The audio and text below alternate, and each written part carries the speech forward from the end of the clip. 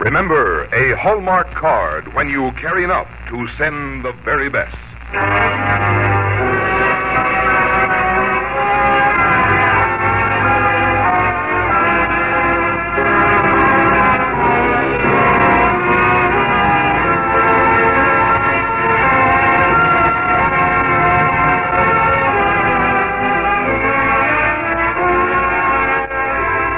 Tonight from Hollywood, the makers of Hallmark cards bring you Ruth Hussey in 40 Odds by Mary Bard on the Hallmark Playhouse.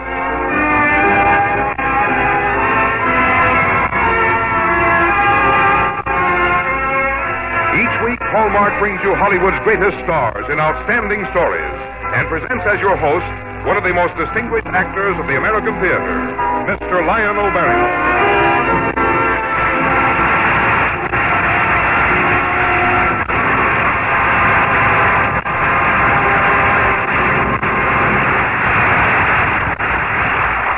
Good evening, ladies and gentlemen. Tonight we're going to tell you a story about birthdays. Now, this happens to be a subject on which I'm a great authority, because I've had quite a few of them myself. I like birthdays. I figure with birthdays it's safety in numbers. However, I'm not sure that our lovely guest, Miss Ruth Hussey, feels that way in tonight's story. We always look forward to having Ruth Hussey on the Hallmark Playhouse because we consider her one of our most capable and versatile leading ladies. And now, here's Frank Goss from the makers of Hallmark cards. When you're looking for a way to say something to someone you care for, look for a Hallmark card, and you'll find the card you want to send. Because Hallmark cards are designed to say what you want to say, just the way you want to say it, with the good taste you demand of anything that bears your signature. That's why Hallmark on the back of a greeting card has come to mean you cared enough to send the very best. Lionel Barrymore appears by arrangement with Metro-Goldwyn-Mayer, producers of The Clown, starring Red Skelton, Jane Greer, and Tim Considine. And now here's the first act of Mary Bard's 40 Odds, starring Ruth Hussey.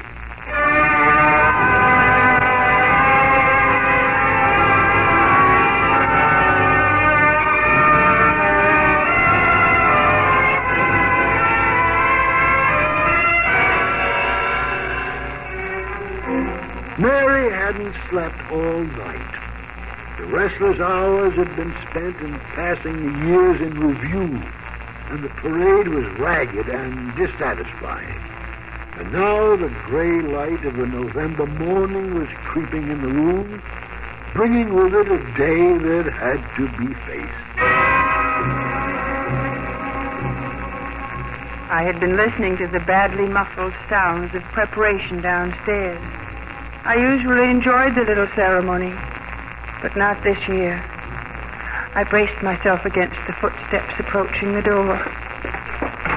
Happy birthday to you. Happy birthday to you. Happy birthday, dear mother. Happy birthday to you. Happy birthday, Mama. Breakfast in bed for the queen of the day. Oh, thank you, Jim and children. This is very sweet. Although I'm quite capable of getting my own breakfast, you know. No, not on your birthday. It's practically a law around here, particularly on your 40th birthday. Are you really 40 today, Mommy? It looks that way, Heidi. Boy, oh boy, I've got the prettiest old mother in my room at school. That's a nice thought. Well, honey, at least you're still alive. Children, it may come as a startling bit of news to you, but in some circles, your mother and I are still considered young people. Oh, Daddy, Heidi didn't mean Well, that of she course thought... she didn't, Sally. Your daddy was just trying to comfort me with a reminder that I'm almost as old as he is. Yes, but you'll never catch up with me. Have some coffee, dear. People of our age need a little hot stimulant in the morning. Thank you, Jim. That's the trouble with having a doctor for a husband. You never get any sympathy. Say, kids, how about the presents? Oh, Mother, Heidi and I... Well, we couldn't get much, but... Here, happy birthday. Why, Sally, how nice. A telephone pad. it's because you spend so much time on the phone, and I thought... Look what I got for you, Mommy. I made it myself. Here. Goodness, how heavy. It's because it's clay. Let's see. Oh, Heidi, it's simply beautiful. What is it, dear? Well, it started out to be a cat, but after the teacher stepped on it, I decided to make a statue of you, but I guess it isn't very good. On the contrary, it's a very remarkable likeness. Honey. Why, Mother, what's the matter? Nothing. Nothing at all. What am I supposed to do? Turn handsprings to prove to you I'm enjoying my birthday? Look, you kids scoot on downstairs and set the breakfast table. I want to talk to your mother alone. Okay, Daddy. How do you want your eggs this morning, Daddy? I think I'll try having them in a plate this time, Sally. Well, Mrs. J? All right. You needn't give me that bedside manner. What's the matter, Mary? Well, I didn't sleep well last night, that's all. Mm-hmm. A touch of feminine birthday-itis, is that it? I suppose it is. Now, look, darling. Yesterday you were 39 by the calendar. Today you're a year older by the calendar. As a doctor, I'm not too impressed with the difference. Well, it's not quite as simple as that for a woman. Jim, what am I? I'm not a young girl anymore. But when I think back over the last 10 years, what have I done? I haven't grown. I knew more when I got out of college than I know now. And if I didn't know anything, I was at least young and didn't feel like falling asleep at 9:30 and looking like an idiot when people start talking about Pakistan or... I don't even know what Pakistan is. You want a diagnosis? Yes, I do. Well, you now have 2 children successfully raised to the point where they can make breakfast. It's slightly inedible, I'll admit, but it can be called breakfast. You no longer have to step high when you carry in a load of clothes for fear you'll crush one of them underfoot. Now, for the first time, you've got some leisure. And for no good reason at all, you're afraid of it. So when Faith Morgan or Maggie Roberts call you on the phone, it's good for an hour or 2 hours or as long as you can stretch it. Just to kill as much time as you can. You know, darling, I think I have something that'll help you. What, Jim? One of my birthday presents for you. Hey, it was meant as a joke, but maybe it isn't really. All right. Let's have it. Here. An egg timer. A little 3-minute hourglass to put beside the phone. When the sand runs out, you hang up. Jim, I think you're mean. Here's your real present. 10 years ago, you admired a green silk negligee you saw in the store window. Remember? Well, we can afford it now. Happy birthday. Oh, my. Let's see it. Here, wait a minute. Oh, Jim, it's lovely. It's too lovely. It's silly for me to wear something like that now. Really, it is. Mary, don't say things like that just to hurt yourself. Look, honey, I'm due down at the hospital. How about a date tonight? A real old-fashioned dinner and dancing date. Get a sitter for the children and we'll celebrate, huh? All right, darling. I'm sorry. Mary, I love you.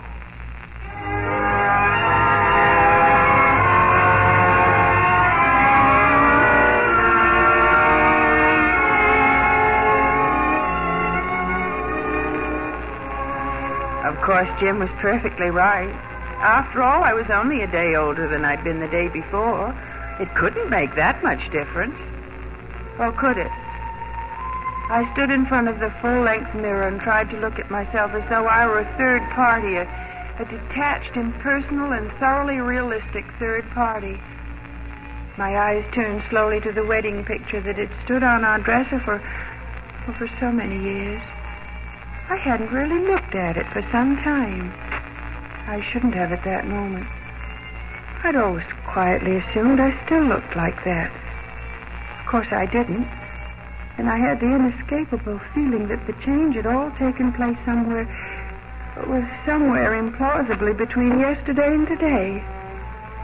Then I looked over on the rumpled bedspread and saw Jim's lovely birthday gift, that pale green silk negligee, complicated and impractical and completely wonderful.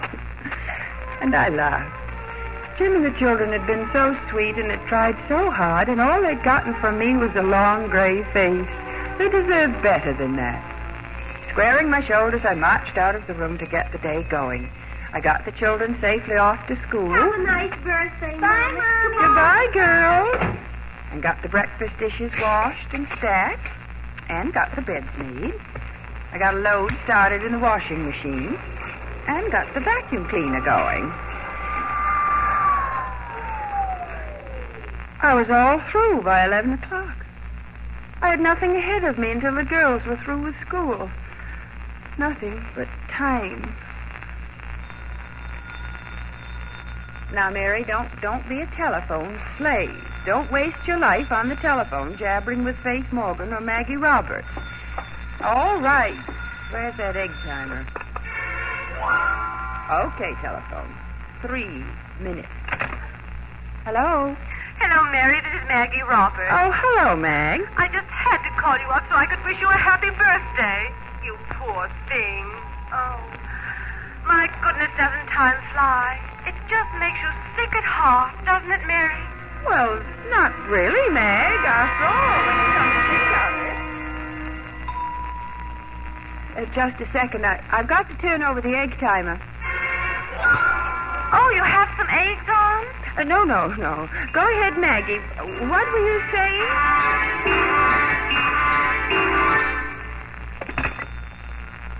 Well, that call took 45 minutes. I don't know what we talked about, really. I did realize, however, that egg timer was no help. Oh, dear. I bet that's Faith Morgan. Hello? I'm sorry, Mrs. J is not here. I will tell her you called.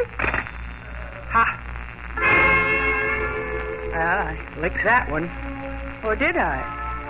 Now I had nothing to look forward to for several hours. The house was very still. And suddenly I felt I just had to see Jim. It was near lunchtime, so I decided to run down to his office and ask him to go out to lunch with me. The nurse said he was busy with a patient, so I sat down in the waiting room.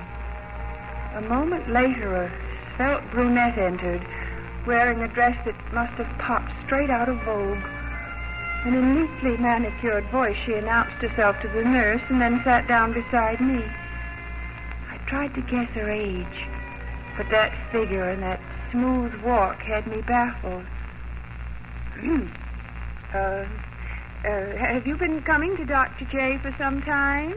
Oh, well, not exactly, but I've known Jim for ages. Oh, you have? In fact, we went to college together. When I called him for an appointment, Jim simply insisted on taking care of me. How nice. Are you an old patient of his? Old? Oh, well, I'm his wife. You're Mrs. J? Why, I never would have guessed you were the type of girl Jim would marry. I don't mean...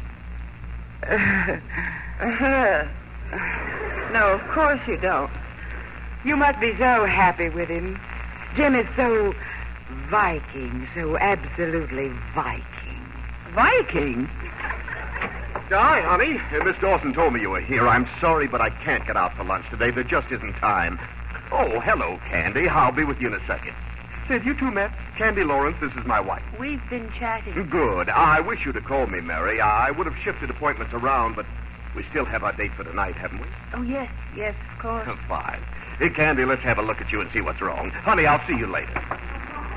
So pleased to have met you, Mrs. J. Yeah, so am I. So she was a college contemporary of Jim's. Why, that meant she was older than I was. With that figure and that cool poise. I shouldn't have come. I felt very silly and very much alone as I went down in the elevator by myself. And fast as the elevator dropped, my stomach beat it to the ground when I thought of Candy Lawrence.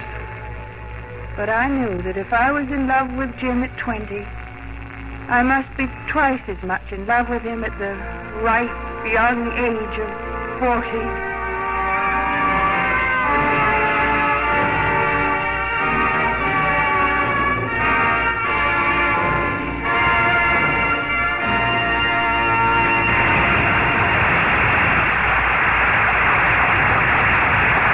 In just a moment, we will return to the second act of 40 Odd, starring Ruth Hussey. Have you ever seen a little girl's eyes light up when she sees a dollhouse? Well, now you actually can thrill some little girl you know by sending her a dollhouse in an envelope. Yes, it's the new Hallmark dollhouse, another Hallmark card that's both a card and gift, and wait till you see it. It's painted in gay colors and topped by a bright red shingle roof. And the Hallmark dollhouse has 14 pieces of furniture, including a TV set and a refrigerator and range. First, the child will have a wonderful time assembling this Hallmark house. Very easy to do. Requires no paste or scissors. And then she'll spend many happy hours in the charmed land of make-believe playing house. The roof lifts right up so she can arrange and rearrange the furniture to her heart's delight. To go with this Hallmark house, there are appropriate messages for special occasions, like a birthday or a please get well quick or a cheerful hello suitable for any day. For no matter what the occasion, the Hallmark dollhouse is a card and a gift every child will love. You'll find it all folded, complete with envelope and ready for mailing at the fine stores that feature Hallmark cards. And this exciting combination gift and card costs only $1. You'll recognize the Hallmark dollhouse by the familiar hallmark on the back, the same hallmark you look for on a card when you carry enough to send the very best. Now back to Lionel Barrymore in the second act of 40 Odd, starring Ruth Hussey.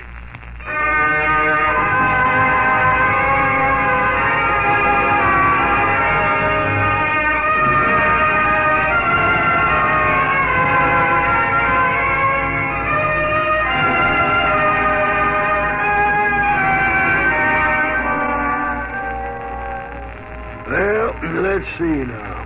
Mary has two enemies to fight.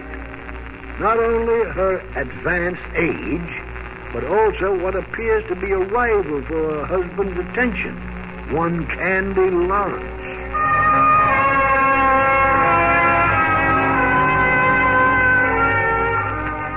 The more I thought about Candy Lawrence, the more weight I seemed to put on. By 2 o'clock, I'd gained a good 20 pounds, or so it seemed to me. I didn't know what to do. So I did the next best thing. I dropped in on Maggie Roberts. And that's about it, Maggie. After seeing that slick 40-odd specimen today, I came to borrow a potato sack from you for my dinner date with Jim tonight. Preferably one with a high neckline. Why don't you try exercise? I exercise enough. You've got to do it scientifically. Now, I go to a health salon 3 times a week, particularly when Fred and I are going out for the evening. It tones me up and keeps me wide awake. I'm going to call Mrs. Duke, and we're going down there right away. All right.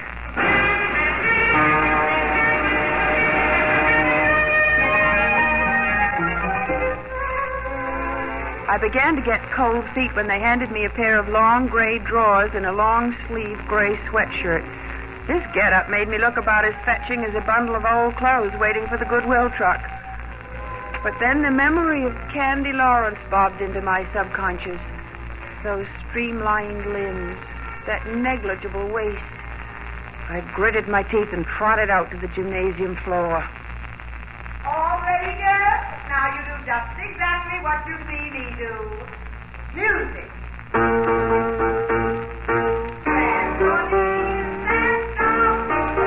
The more I twisted and turned, the angrier I got, mostly with myself. What did I need exercise for? Why, in 1 hour of housework, I did more twisting and turning at home than Maggie ever dreamed about. Beet red and puffing like a steam engine, I finally hauled myself back into my civvies and ached myself back home. I was late, and the children were home already, gorging themselves on peanut butter and mustard sandwiches. Hi, Mommy.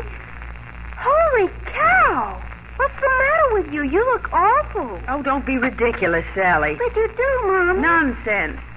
Girls, you have to mess up the kitchen this way. We'll clean it up, Mother. You don't have to worry about a thing. This is your birthday, remember? I remember. Now you go and lie down for a while. Lie down? Why should I lie down? Good heavens, you think I just dropped in on you for a visit from the old lady's home. But, Mommy, you look tired. Oh, Heidi, stop it. Did Daddy call or anything? No. Was he supposed to? No. Of course he wasn't supposed to. I guess I was just hoping that he would. The two children looked at each other with maddening understanding and then back at me. And I decided I would go and lie down for a while. I felt I just couldn't stand on my feet for another instant. I tried to fall asleep.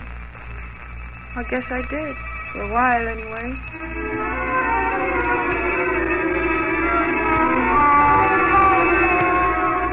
And this is my wife, Mary. Today's her birthday, you know.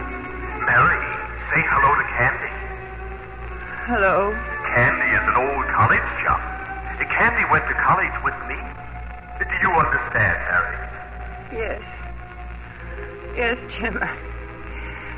I understand. Candy is accomplished. Candy can sing. Sing something, Candy. Happy days are here again. 1, 2, 3, 4. Candy lived in Pakistan, too. Tell her about Pakistan, Candy. Pakistan is a large landmass, contiguous equatorial drifts of the Mesozoic era, and sparsely populated by ethnographic groups of low tillage area. There is enormous graphologists who have found...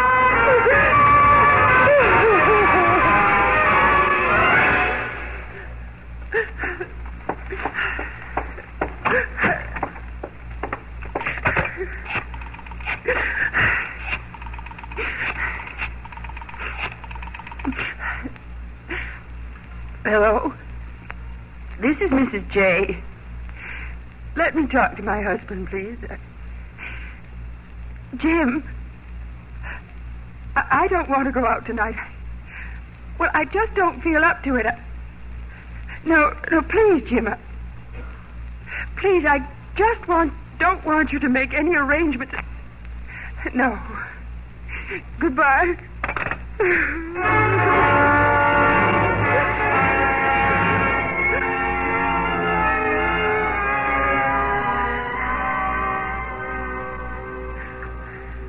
It was foolish, perhaps, but I didn't think so. At that moment, I couldn't bear the thought of going through an evening of a gaiety I didn't feel. The girls had left notes for me, slightly misspelled, that they had gone off to their respective Brownie and Scout meetings. The house was oppressively quiet, so I went for a walk to clear my head and do a little thinking. As I passed the grocery store, the proprietor nodded to me. And as I passed the butcher shop, the butcher waved a chop at me in greeting. Oh, I wasn't without friends. And then I stopped at a store next to the butcher shop and went in.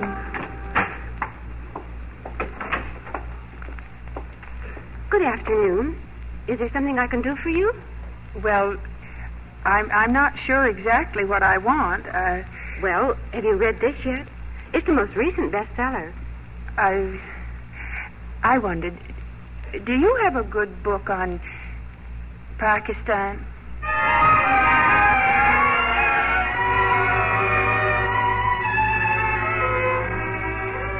I bought several books with grim and deep determination. I hurried home to get there before the children returned. And putting my new purchases on a chair in the hall, I went into the living room. Mary. Oh, darling, I came right home after your call. I'm terribly sorry. It was really my fault. Your fault? Why, Jim? Oh, I should have my head examined lecturing you on your birthday to begin with. That was a fine start for the day. And I was so wrong. Were you? And then when you dropped in for lunch, I was so involved in my own office problems that... Problems? Why, I didn't notice any problems. Unless you're referring to that college chum of yours. Is she a problem, Jim? Not to me. To herself. Oh? Some people grow, Mary, and some people try hard to stand still. Candy has a big secret. Her age. The older she gets, the bigger the secret becomes. So big that she has to surround it with 1,000 lies that become harder and harder to support. Her figure, her hair, her walk. What do you prescribe? At 40-odd, she's empty, confused, neurotic, lost. Lost? I'm afraid so. I asked her not to come back for another appointment. I may have hurt her feelings, but there's nothing I can do for her. Jim, I feel kind of sorry for Candy because, well, I guess I'm the lucky one. How wonderful life really is when you... Mary, darling, I love you more every day. You know that, don't you? I just forgot it for a while, I guess. And I know something else, too. What? Oh, well, if I live to be 100, and I warn you, I have every intention of doing it, I'll never feel as old as I did on the morning of my 40th birthday.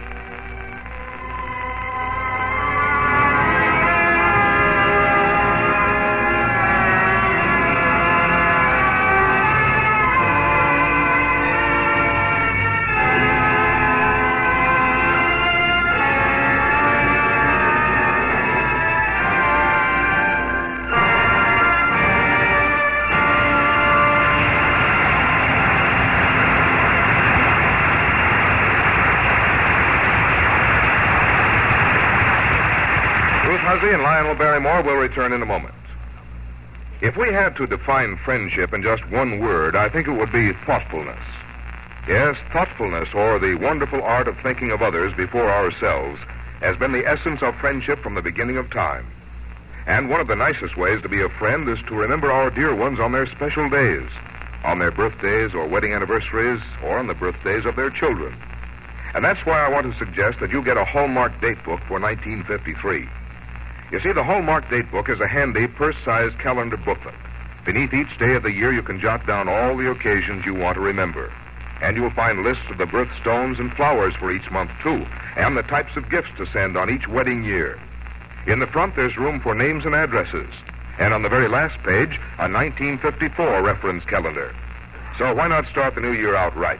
Get your Hallmark date book tomorrow. It's a gift to you from the fine store where you buy your Hallmark cards for friendship's sake. Here again is Lionel Barrymore.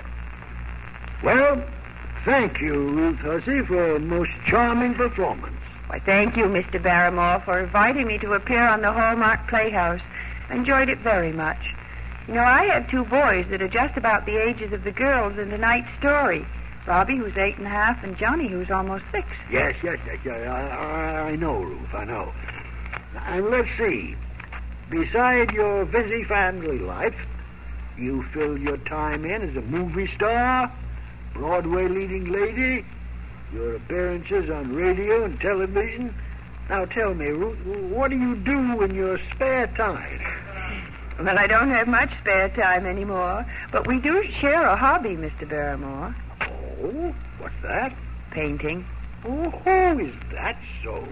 Perhaps someday I'll be fortunate enough to have one of my paintings reproduced on a Hallmark card. And by the way, I certainly want to remember to get one of those Hallmark doll houses. I know a little girl who'd just love to have one for a Valentine. Well, Ruth, I want to help you remember that.